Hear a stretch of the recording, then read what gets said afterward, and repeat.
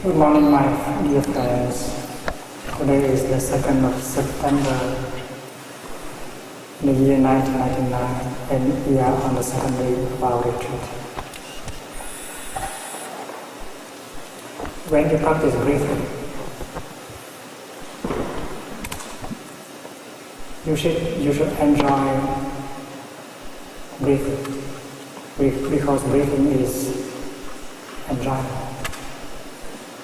You don't have to fight, you don't have to struggle. You just allow yourself to breathe normally. You don't have to force your breathing. When you breathe in, just allow yourself to breathe in naturally. Don't try to intervene. Don't try to bend, to work on it. Just become aware of your in-breath. Breathing in, I know this is my in-breath. Even if your in-breath is short, let it be short. Even if your in-breath is not calm, is not harmonious, allow it to be the way it is.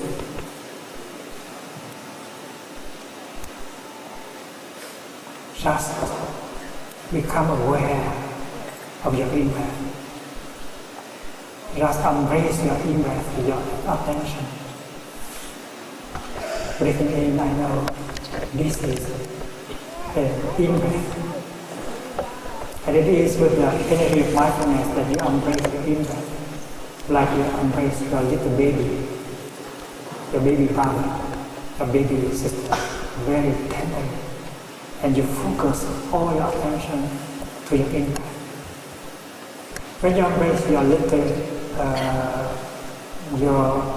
baby brother or sister, and if you concentrate on her, on him, with tenderness, the baby will feel wonderful.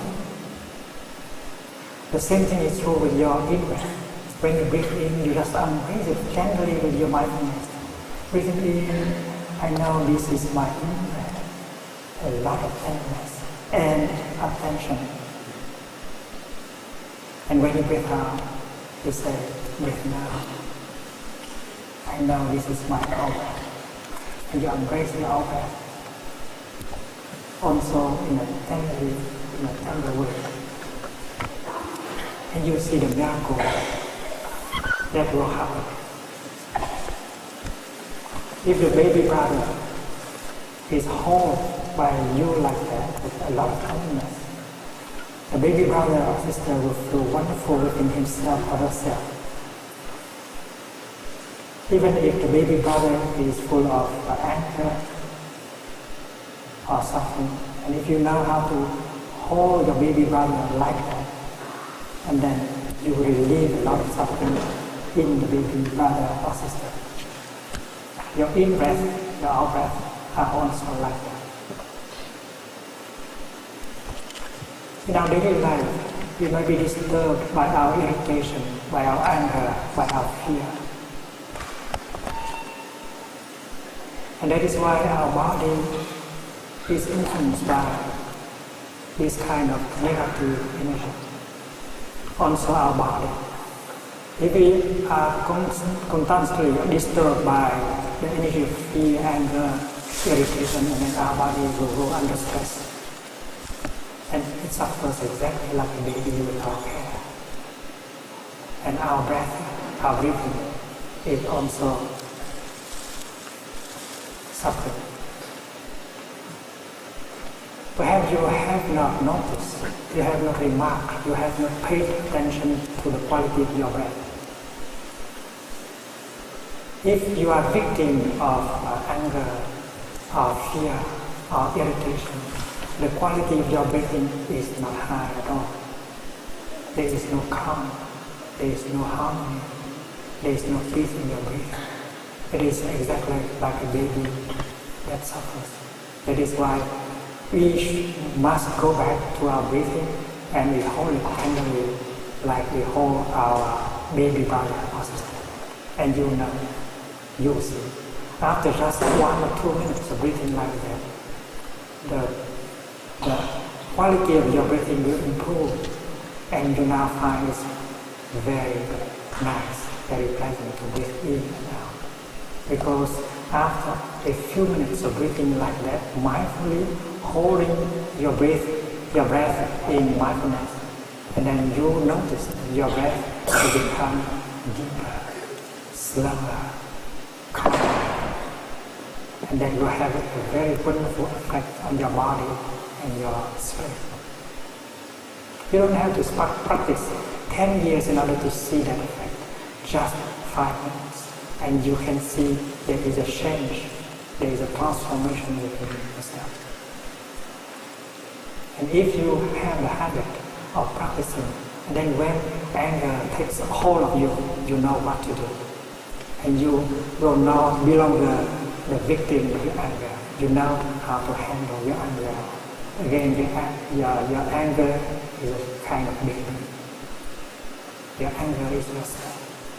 Your despair is yourself. And you have to go back and hold tenderly your anger and your despair in your loving arms, and breathing in, breathing out, in order to help your anger, your fear, and your irritation to transform. In school, they don't teach us these kind of things. But in a retreat like this, we have to learn and master the practice, because it is very important for our peace and for our happiness in our daily life.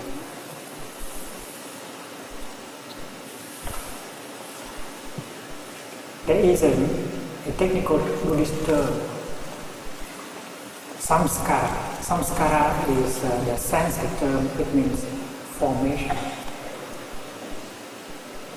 Formation. What is a formation? A formation is something that manifests itself based on many elements, like a flower. Look at this flower. This flower is a formation. It is a physical formation. If you look deeply into the flower, you will see the elements that have come in order to help the flower to manifest. Looking deeply into the flower, you see a cloud. You don't have to be a poet in order to see a cloud in a flower. You just look deeply and you see that if there is no cloud, there will be no rain, and no flower can grow. And if you try to remove the cloud from the flower will collapse. The flower will be impossible to be without. The flower will not be possible to be without the presence of the cloud in itself. So don't try to remove the cloud from the flower. And if you look deeply into the flower, you will see the sunshine in it. Without the sunshine, the flower cannot be there for you. If there were no sunshine, no flower can grow. And you can see other things like the earth, the soil, the minerals, and also the garbage, the compost, the rubbish. Those of us who know the art of organic gardening, we know that the rubbish, the garbage is very important. If you know how to preserve the garbage, you can transform it into compost. And with the compost, you can grow flowers. So looking deeply into the flower, you can see the compost and the garbage. The garbage does not smell very well, but if you know how to handle the garbage, it will be transformed into flower. In us, there are also garbage, like our fear, our craving, our anger, our despair. These kind of garbage are always in us. But if we are a good practitioner of meditation, we will know how to transform them back into beautiful things like love, forgiveness, understanding, compassion, and so on. So the practice is how to learn the art of transformation. We are not afraid of the garbage. We are not afraid of suffering, because we know how to transform the suffering back into happiness. We know how to transform hatred back into love. So looking deeply into the flower, you see non-flower elements that have made up the flower. And these non-flower elements, you can name them: sunshine, cloud, rain, minerals, soil, the gardener, the garbage, and a lot of other things. The cosmos, everything in the cosmos have come together in order to help the flower to manifest. And that is why a flower is called a formation. You yourself is a wonderful formation. You are a kind of flower. And in you there is a sunshine. If I remove sunshine from you, you cannot be there. You can no longer be there. You also have a cloud within you. You know, up to 70% of yourself is made of cloud, namely water. And if you remove water and cloud from yourself, you cannot continue to be there. And if you continue to look deeply into yourself, you'll find a multitude of non-you elements within yourself.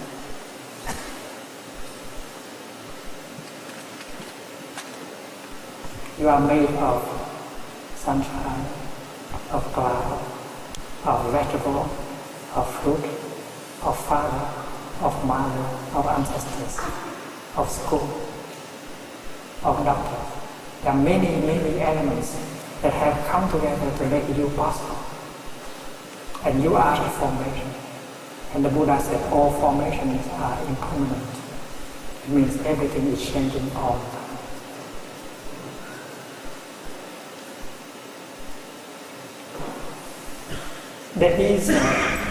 There are physical formations like the table, the microphone. There are physiological formations like the hand, or the liver, or the lungs, or the nose. And there are mental formations like anger, like hatred, like compassion, like love. And in the teaching of the Buddha, there are about 51 exactly kinds of mental formations. Love is a mental formation. Compassion is a mental formation. Forgiveness is a mental formation. Hatred is a mental formation. Anger is a mental formation. There are positive mental formations and there are negative mental formations in us. And every time a negative mental formation manifests in ourselves, we suffer, like our irritation, our fear, our loneliness, our anger, our despair, our violence. They are all in us, hidden in the depth of your consciousness. And if someone comes and says something or does something, and then he or she will touch off these mental formations in you.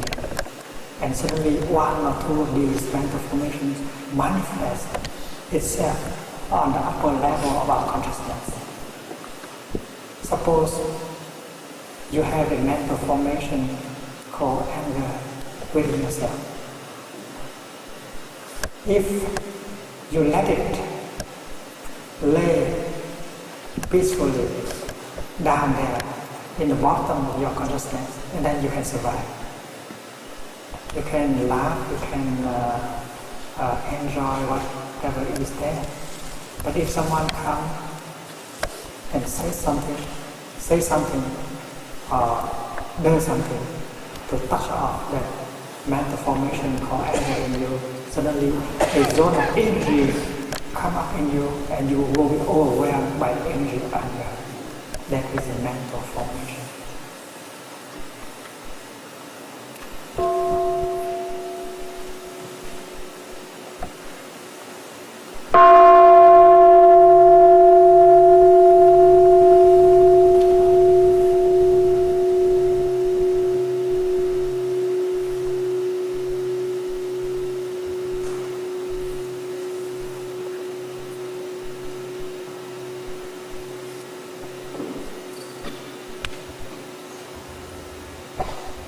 Someone who does not know how to handle his or her mental formation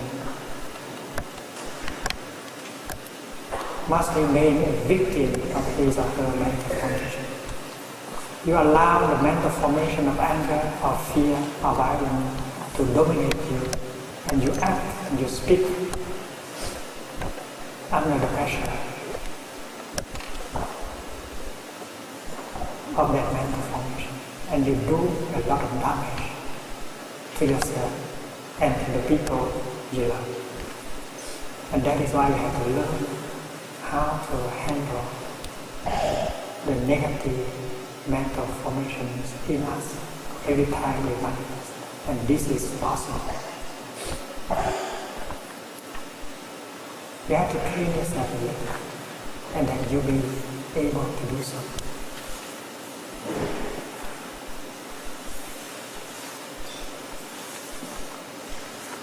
When you notice that the energy of irritation is coming up, you get irritated. When you notice the energy of fear is coming up,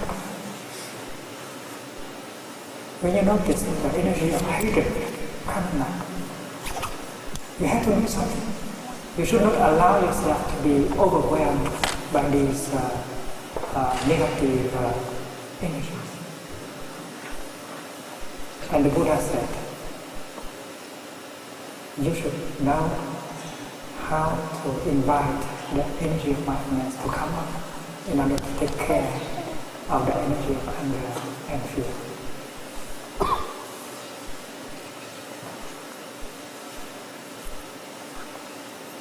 But do you have the energy of mindfulness in you in order to do that job? If we observe carefully, we see that everyone has the seed of mindfulness within himself and or herself. But because we don't train ourselves, that is why the energy of mindfulness in us is very weak. We breathe and yet we don't know that we are breathing. We drink and yet we don't know that we are drinking. We walk and yet we do not know that we are walking. You walk like a sleepwalker, not knowing that you walk. And many people are like that. They live and they don't know that they are alive. They live like dead people. You know that statement, they live like dead people. That statement is made by a French writer. His name is Albert Camus. Many of us live like dead people because we don't know what is going on in us and around us. We live like in a dream. That is why in the practice of Buddhist meditation, we learn to be aware of what is going on in the here and the now. You are aware that you are breathing in. You are aware that you are breathing out. You are aware that you are making a step with your left foot. You are aware that you are drinking the water. You are aware that your baby brother is in front of you smiling, beautiful like a flower. You are aware that your mother is there. It's wonderful to have, to still have her alive with you. If you don't live in mindfulness, one day the mother will die, and you have the impression that you have never been with your mother. And your mother was like a dream. Your father also. If you don't live in mindfulness, then the presence of your father beside you is not precious. Sometimes you hate him, you get angry with him. And one day, when he dies, you wake up and you say, you have lived in such a way that you really did not have a father. You did not know how to cherish his presence. And many of us live in that kind of forgetfulness. The word forgetfulness is the opposite of mindfulness. There are many wonders of life in us and around us. And if we know how to touch these wonders of life, refreshing, healing, we have a lot of joy within our body and our consciousness. And we'll be able to make the people around us happy.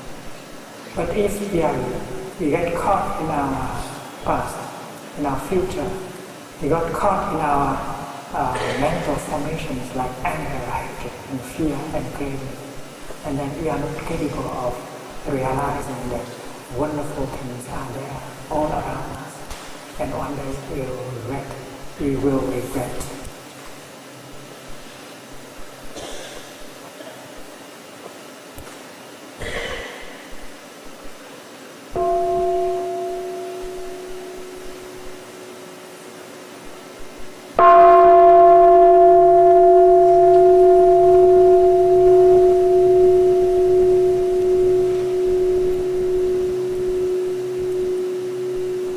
If you devote 3 days of 4 days to the practice of mindful breathing, mindful walking, you cultivate the energy of mindfulness. So that when you walk, you know that you are walking. When you drink, you know that you are drinking. When you see your brother, you know that there is your brother, and you cherish.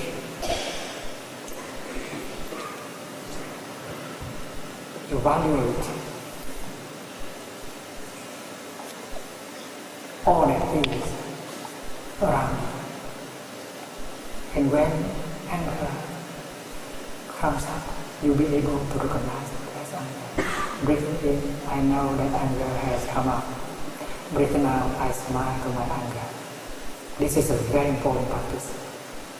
Anger, my dear friend, I know that you are there manifesting. But this time you cannot do anything to me because I know you already. You don't have to fight your anger. No fighting. You just become aware that anger is there. And you have to know how to embrace the anger with confidence. Embracing your anger is a very important practice. Embracing your anger does not mean that you allow yourself to be overwhelmed by anger. That is the opposite. In order to embrace your anger, recognize your anger, smile to your anger, you need to have the energy of mindfulness. Because this is exactly the kind of energy that you need in order to be able to embrace your anger.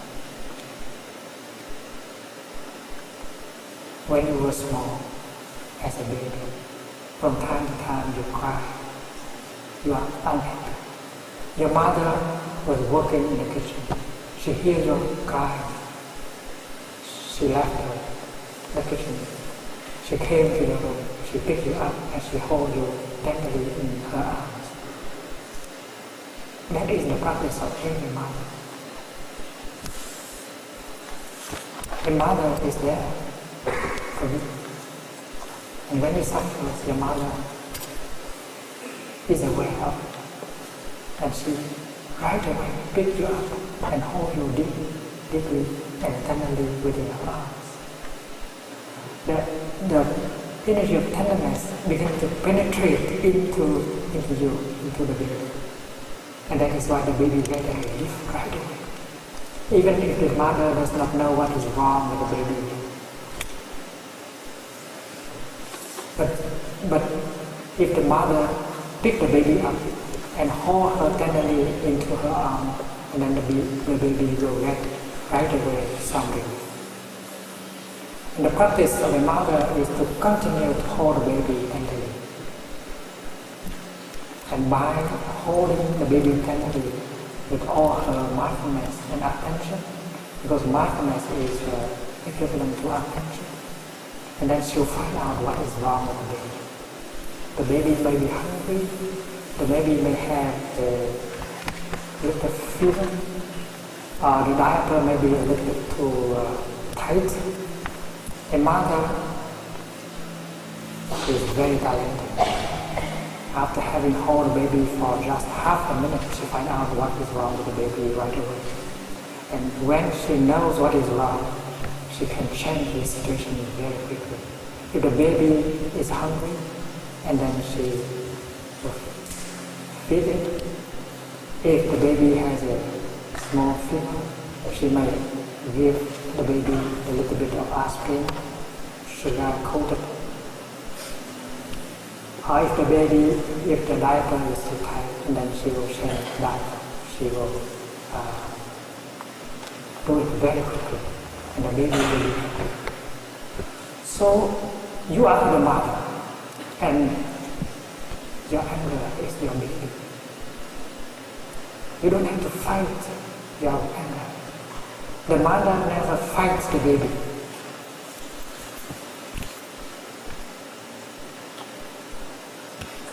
A mother is supposed to be intelligent. She knows that the baby is herself, and she should not punish the baby. No mother likes to punish the baby. Your anger, do you know something? Your anger is your baby. Your suffering baby. Your anger is yourself. You should try to fight your anger. You should not try to suppress your anger. You should only generate the energy of mindfulness in order to embrace your anger tenderly. And after 5 or 10 minutes, you get a relief. Breathing in, I know anger is in me. Breathing out, I am taking good care of my anger. You use the techniques of mindful breathing. You use the techniques of mindful walking in order to take care of your anger. And if you have sorrow or fear or irritation, you do the same. Because your sorrow, your fear are equally your babies. No fighting, just embracing tenderly, and there will be a transformation. In winter,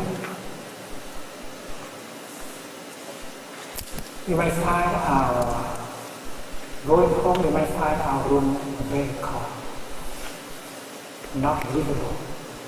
So we know how to turn on the radiator in order to heat up our room. There is the cold air in the room, and now we want the room to be warm, so you turn on the heater. The heater turn on, begin to send out waves of hot air. And the hot air sent out by the heater is not fighting the cold air. No, there's no fighting going on between the hot air and the cold air. The hot air comes and embraces the cold air. And in 20 minutes, the cold air will become warm. It is exactly in the same way that you deal with your anger. When anger manifests itself in you as an energy, you should not allow it to be alone, because that will make you suffer a lot and make the other people around you suffer. That is why you have to go back right away to your mindful breathing or mindful walking and using the energy of mindfulness in order to embrace the energy of anger in you. Exactly like a mother doing with her baby. And this you need a little bit of practice. So during this retreat, try your best in order to master the techniques of mindful breathing, mindful walking, mindful drinking, and so on. And the seed of mindfulness in you will become important. And when the seed of mindfulness in you is important, it's very easy for you to generate the energy of mindfulness.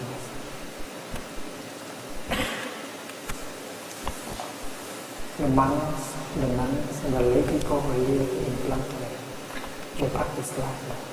Every time irritation and anger manifest in themselves, they remember to go back to their breath. They don't say anything. They don't do anything. because they know that saying anything or doing anything when you are angry is very dangerous. So you sign a contract with yourself. I vow that next time when I get angry, I will not say anything. I will not do anything. What I will do is to go back to my mindful breathing and my practice of walking meditation in order to take care of my anger. So the next time you get angry at your brother, your sister, or your father, please cry. Don't say anything. Don't do anything. Go back to your breath. Go out and practice walk meditation and release the energy of anger, embracing the energy of anger with your practice of mindful breathing. I'm sure that 20 minutes after you will feel much better. And then your brother at whom you are angry at, or your father, or your younger sister will be impressed. Because the other person knows that you are a real practitioner. You know how to take care of yourself in difficult moments, like the moment when anger manifests itself. You inspire a lot of respect from the other members of the family because you know now how to handle your anger, your frustration. I would like to tell you also the techniques is how to take care of your strong emotions. Strong emotions are very dangerous. Many young people, they go and kill themselves because they don't know how to handle their strong emotions. The emotions of despair, of anger, of confusion, of hatred.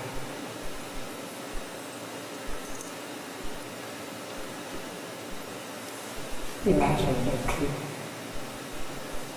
standing in a storm. If you look at the top of the tree, you see that under the power of the wind, the tree is swaying back and forth violently in the storm. And on the top of the tree there are small branches, small leaves, and you have the impression that the tree can be broken at any time because of the strong wind. But if you direct your attention down to the trunk of the tree, you have another impression. You see that the trunk is solid and the tree is deeply rooted in the soil. So you know that the tree is going to be able to resist.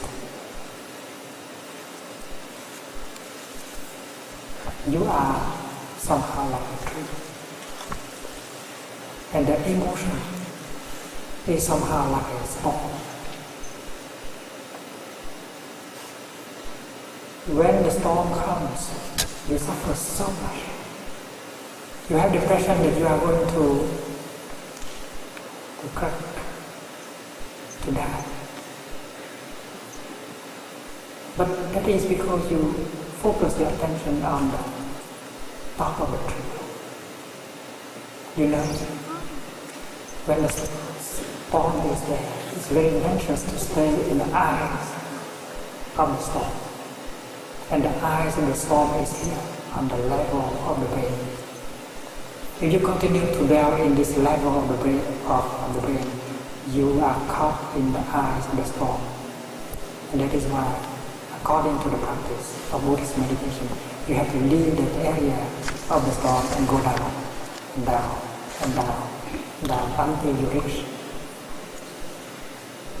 a point called Gandhi, just below the navel.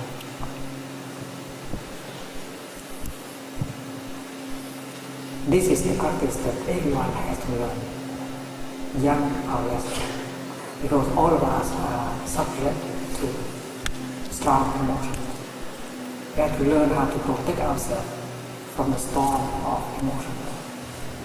Because so many young people, they don't know how to do that.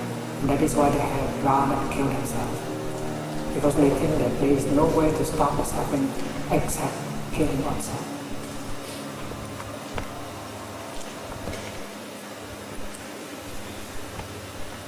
Bring your attention down here to the navel level and begin to practice what we call belly breathing.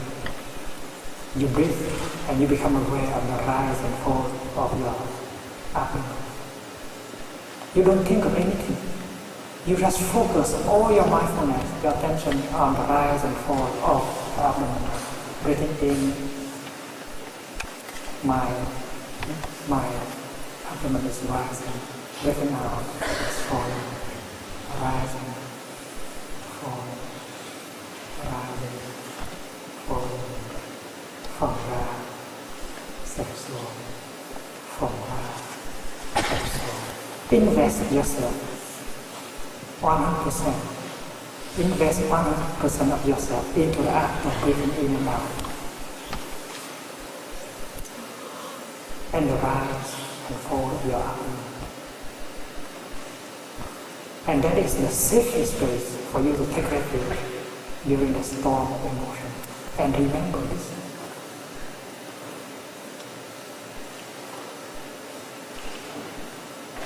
The storm is something that comes and stays for some time and go ahead to.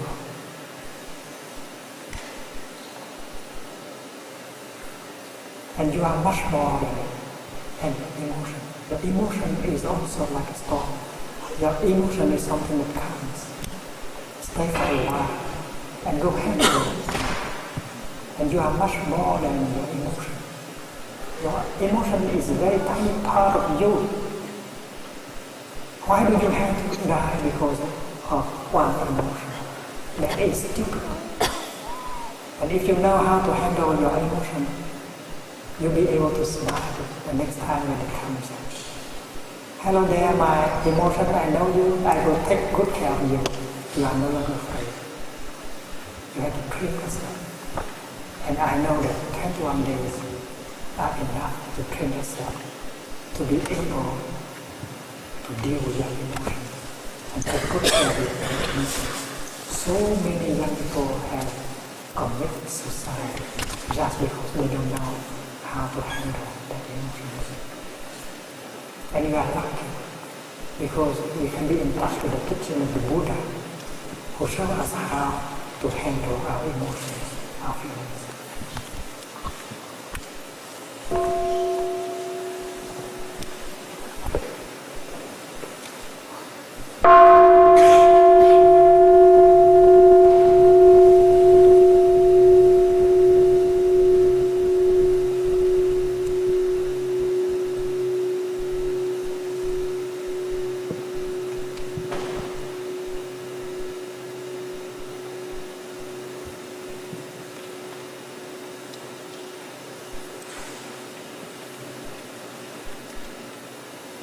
During the practice, you might like to sit in this position, which gives you more stability and solidity. We call it the lotus position, or the half lotus position. Or you might sit on a chair and touching the floor with your the sole of your feet. Or you might lie down and put your hand on your abdomen and feel the rise and fall of your abdomen. Breathing in, fall, breathing in, rising, breathing out, fall.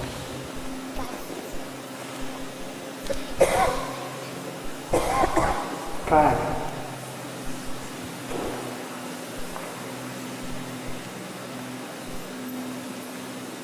Focus your attention here.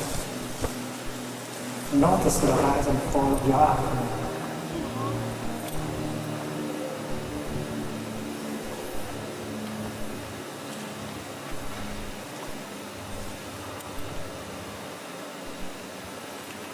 Smile.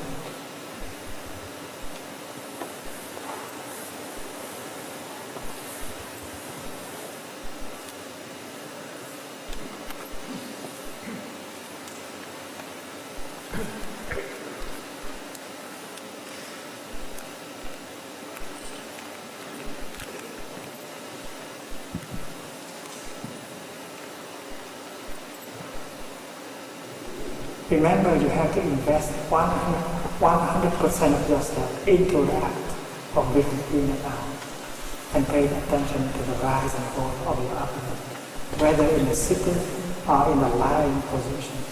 And I'm sure that in 15 or 20 minutes, the emotion will go away, and you survive. And when you have survived one strong emotion, you have confidence. You say, I am no longer afraid of my strong emotion. Next time when it comes, I will do exactly the same. Your strong emotion will become weaker and weaker. Every time, it is amazed by our mindfulness and practice. But please do not wait until the strong emotion comes in order to begin the practice. You will suddenly forget the practice. Because the emotion is very strong, it makes you forget everything. That is why we have to be right today. You have to practice 15 minutes every day. And if you practice like that daily for 21 days, namely 3 weeks, and then it becomes a habit. You continue every day, and every time the strong emotion comes, you will remember this is a matter of life and death. You use the same kind of technique when anger comes to you. Remember, next time when you get angry,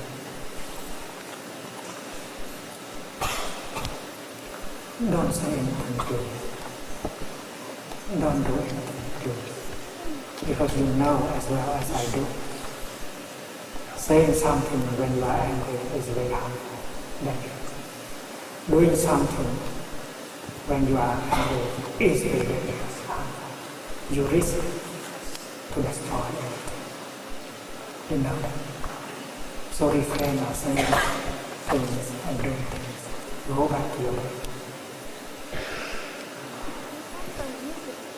You may like to take a piece of paper and write down a few lines and keep it in your wallet. And every time you get angry, take out your wallet and take that piece of paper out and read it.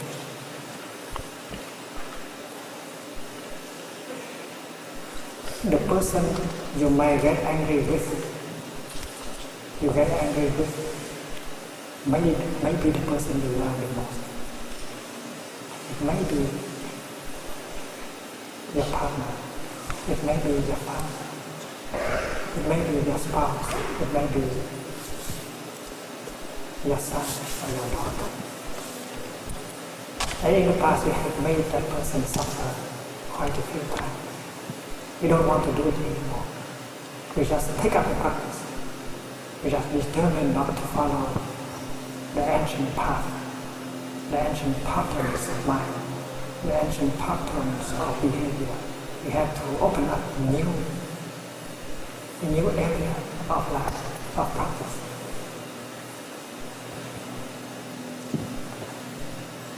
The first line.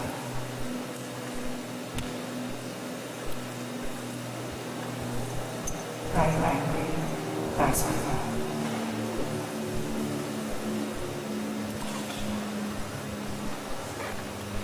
I want you to know it.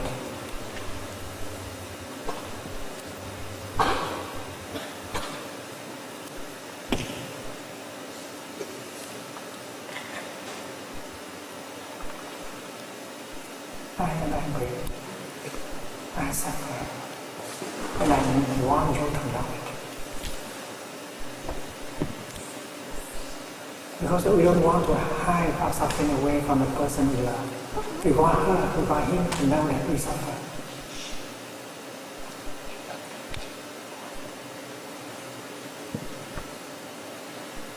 The second line, I am doing my best. It means I practice according to the teaching of the Buddha, the teaching given me by my teacher. I am doing my best. It means I am practicing in order to embrace my anger, to take good care of my anger, according to the teachings my teacher has given me. That's the second line. The third line, please help me.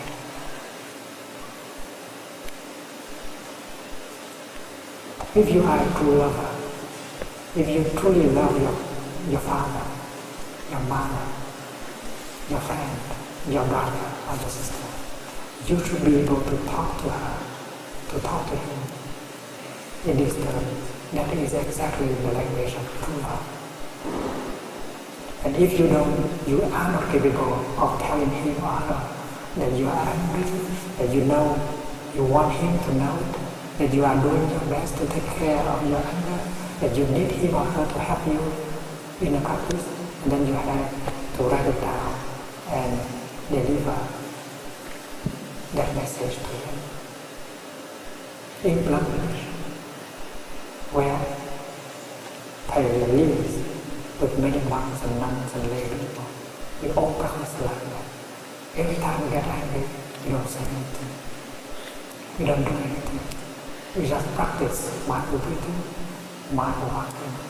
And after a few hours, we go to the other person and we say, my sister, I was very angry and I wanted you to know it. And I have been doing my best in order to take care of my anger. So my sister, please help me. You have to say these things in a calm way. And if you are not capable of saying it calmly, and then you have to write it down and deliver the note to the other person before the deadline of 24 hours. Because it's not healthy to keep the anger for yourself. And if during the 24 hours you practice and you get over your anger and you become happy again, and you don't need to deliver the speech, you can come to him or to her and say, darling, yesterday I was so angry at you. I did not tell you. I did not let you know. But I did practice very well. And thanks to the practice, I saw that I was stupid. I was victim of the seed of anger in me. And now I'm fine. So I wanted to tell you like that. I always need you to support me in my practice. But if you cannot overcome your anger, if your practice is not easy, and then you should deliver him or her a message. Only 3 sentences. Darling, I am angry, I suffer, and I want you to know it. Second time, I am doing my best, practicing, recognizing and holding tenderly my anger in myself. Third line, darling, please help me. And when the other person got the message, the other person will know that you need some help. So he or she will be very careful and try to do things that can be helpful and refrain from doing things that can make the situation worse. That is the secret. That is the practice that we have to take up and apply in our family life.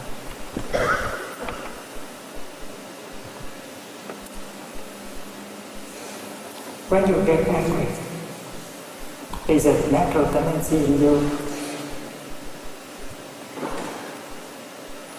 to punish the other person. I want to make him suffer because he has made me suffer.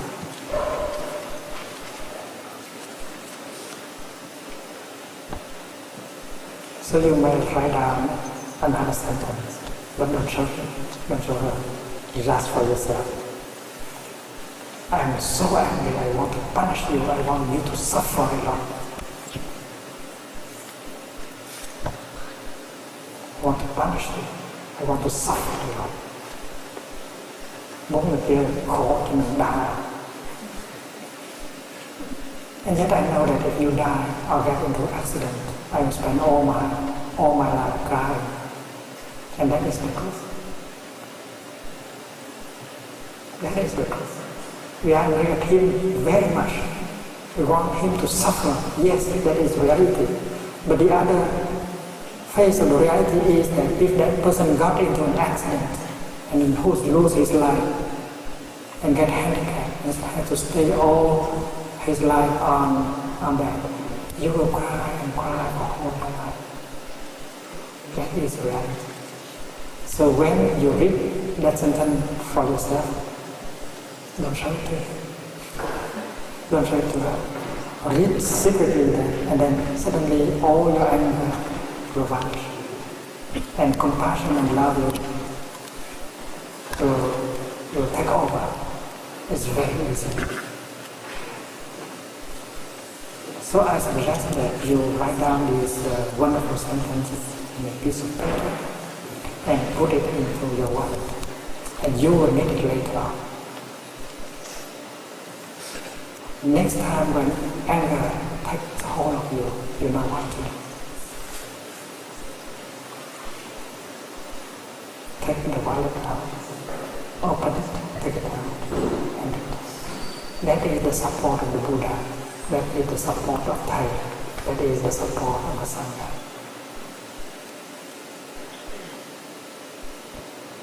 Now, Brother Fabio, an American monk, will come up and teach us how to do mindful movements for 5 minutes, and then after that I will be speaking in Vietnamese, and he invites all of you, except the very young ones, to stay.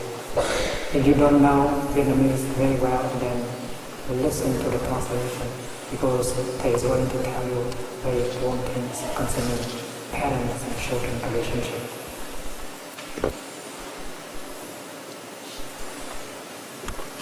Thầy Pháp Hiền, please come and help us. When you hear the small bell, please undo your feet and massage them mindfully, smiling to your feet with a lot of tenderness.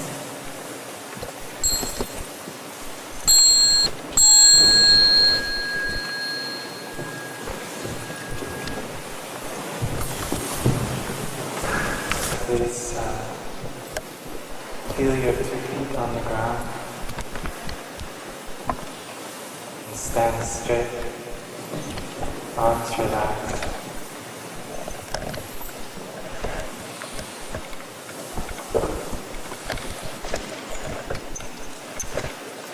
And I like to notice your breathing in and breathing out.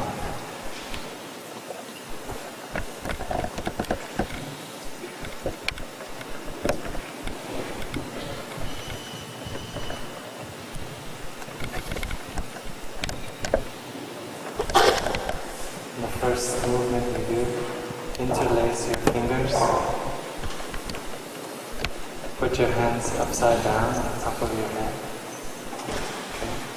Now as we breathe in, we're going to stretch up and stand up on our toes. Breathing in.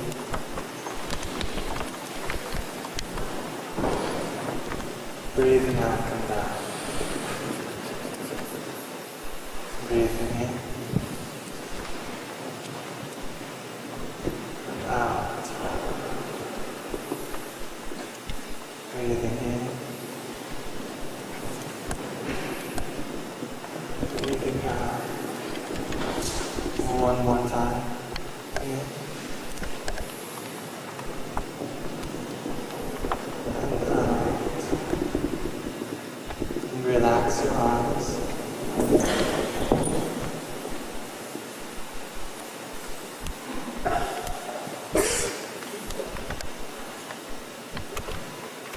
In the next movement, raise your arms above your head.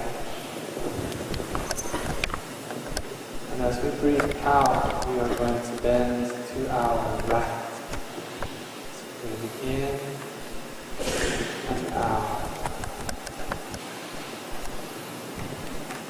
breathing into the center, and breathing out to the other side. In, out, in, out. Please remember to smile. Breathing in, out. Straighten out the center. Stretch to the side. Into the center, and now we relax our arms.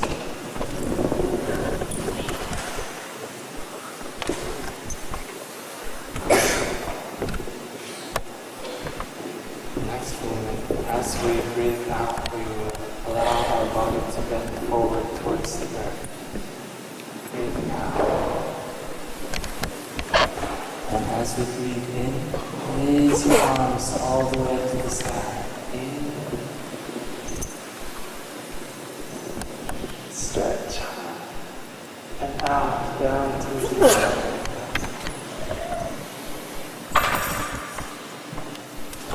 In.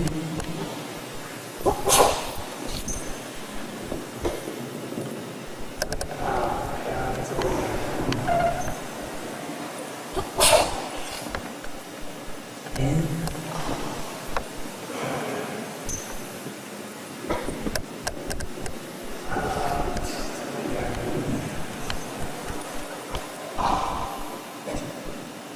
Breathing in.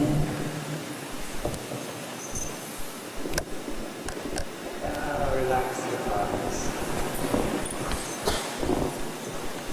We're going to play some music with our knees. Place your heels together in a V shape. Holding your body upright. Breathe in, we stand up on our toes. And as we breathe out, we squat down just a little ways, keeping your back straight. Breathing in up. And breathing out down, a little bit further. In. And out.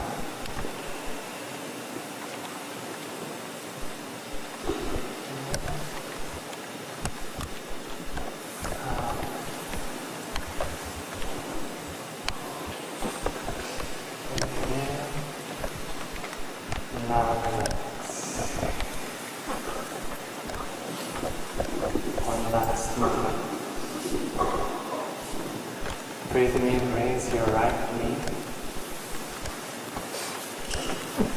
Breathing out, straighten your leg. Breathing in, raise your knee again. And breathing out, place your foot on the floor. Shift to the other side. Breathing in, left knee, out, in, out, right leg, in, out,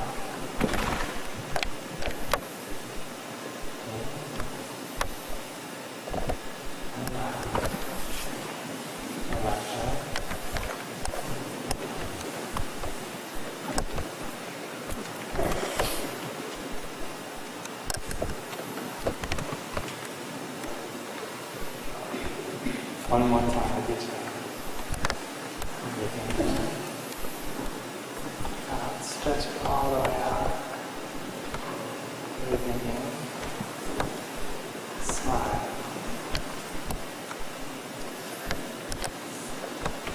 In. Out.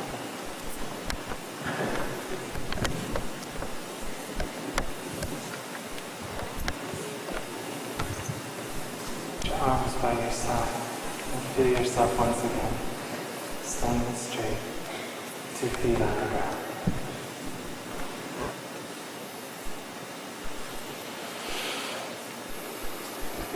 breathing.